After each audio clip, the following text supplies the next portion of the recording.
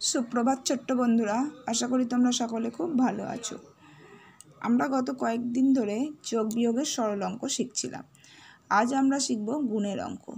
তোমরা তোমাদের গণিত সাথী বইয়ের 68 নম্বর পৃষ্ঠায় চলে এসো। এখানে হেডিংয়ে কি আছে? গুণের ধারণা, অর্থাৎ গুণ কিভাবে করতে হয় ইত্যাদি বিষয় সম্পর্কে আমাদের এই অধ্যায়ে জানতে হবে। তাহলে গুণ সংক্রান্ত বিষয়গুলো কি আগে জেনে নেওয়া দরকার। দেখো, এখানে গুণ সংক্রান্ত কয়েকটা বিষয় আমি লিখে রেখেছি, সেগুলি তোমাদের আমি এখন জানাবো এবং বোঝাবো। গুণের ধারণা, তাই তো হেডিংটা দিয়েছি, যেটা তোমাদের বইতেও আছে। 1 নম্বরে কি বলা আছে? একই পরিমাণ সংখ্যাকে বারবার যোগ না করে সংক্ষেপে যে নিয়মে অঙ্ক করা হয় তাকেই গুণ বলে। একই পরিমাণ সংখ্যা, এখানেই তোমাদের লিখে বুঝিয়ে দিচ্ছি। ধরো 2 2 2 3বার লিখলাম, আর একটা 2 লিখলাম 4বার। এই যে যোগ করলে কত হবে? 2 আর 2 4, 4 আর 2 6, 6 আর 2 8। তাহলে আমরা কি করছি? একই পরিমাণ সংখ্যাকে যোগ করছি বারবার।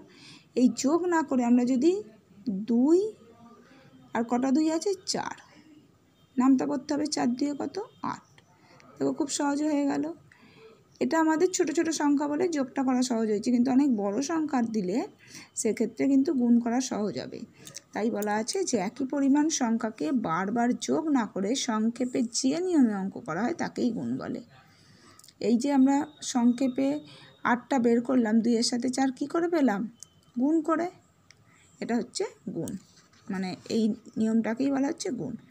এরপর দেখো 2 নম্বরে, গুণ হলো যোগের সংক্ষিপ্ত রূপ। এইমাত্র বুঝে গেলে যে গুণ হলো যোগের সংক্ষিপ্ত বা সহজ রূপ। 3 নম্বরে, গুণ অঙ্ককে গুণন বা পূরণ অঙ্ক বলে। অর্থাৎ গুণ অঙ্কের আর একটা নাম কি? গুণন বা পূরণ অঙ্ক। যদি কোয়েশ্চেন আসে যে গুণ অঙ্কের আর এক নাম কি, তোমরা তখন বলবে গুণন বা পূরণ অঙ্ক। 4 নম্বরে, গুণ অঙ্কের 3টি বিষয় থাকে: গুণ্য, গুণক আর গুণফল। তাই তো? কি বলা আছে? গুণ অঙ্কের 3টি বিষয় থাকে, সেগুলি হলো গুণ্য, গুণক, গুণফল। ধরো এখানে 5 ওপরে আর নিচে 6 গুণ করছি। 6 5 কত? 30, তোমরা জানো। তাহলে ওপরেরটা হচ্ছে গুণ্য, এটা হচ্ছে গুণক, আর এটা হচ্ছে গুণফল। বোঝা গেল? তাহলে গুণ অঙ্কের 3টি বিষয় থাকে, সেগুলি হলো গুণ্য, গুণক, গুণফল। অর্থাৎ যেটাকে গুণ করা হবে সেটা হচ্ছে গুণ্য, যেটা দিয়ে গুণ করব সেটা গুণক, আর গুণ্যকে গুণক দিয়ে গুণ করে আমরা গুণফল বের করব। এরপরে ওই বিষয়গুলি লেখা আছে। দেখো 5 নম্বরে আছে, যে সংখ্যাকে গুণ করা হয় তাকে গুণ্য বলে। এইমাত্র যেটা বললাম, অর্থাৎ এখানে 5 গুণ্য।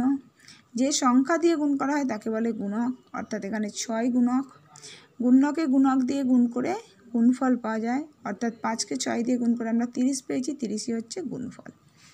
কোনো সংখ্যাকে 0 দিয়ে গুণ করলে গুণফল 0 হবে। এখানে ধরো ওপরে লিখলাম 7, নিচে লিখলাম 0, 0 সাথে 0, তাই তো? কোনো সংখ্যাকে 0 দিয়ে গুণ করলে যদি উল্টোটা হয়, অর্থাৎ 0কে যদি আমরা 7 দিয়ে গুণ করি সেক্ষেত্রেও কিন্তু 0ই হবে।